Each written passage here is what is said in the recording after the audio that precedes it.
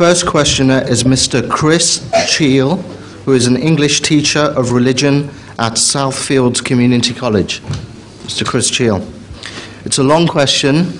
How should we respond to the issue of research into human DNA, for example, the Human Genome Project? Are we, as a species, right to embark on efforts to make genetic modification? Is there a specific line we should not cross? Or are we to believe that the effort of the scientists can benefit humanity? I think this question should be answered in parts. You better remind me which part is left out, unfortunately. First of all, about the genetic engineering, I must quote the Holy Quran first, which speaks of so many other scientific discoveries of the future, but with no warning at all, except for genetic engineering.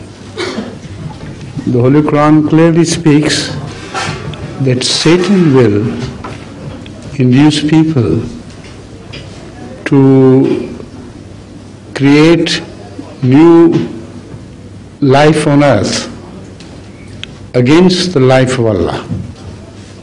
So there is a grave warning that this effort will kick back.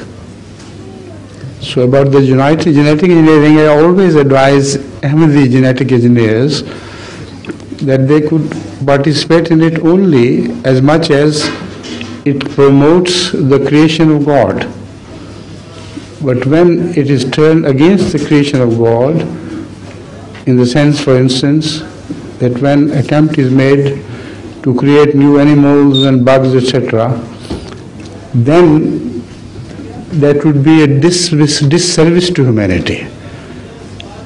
It will kick back in the long end, and it may destroy their own creators, what they create.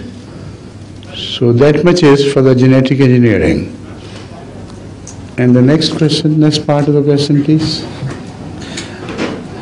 It started with how should we respond, and then is there a specific line we should not cross?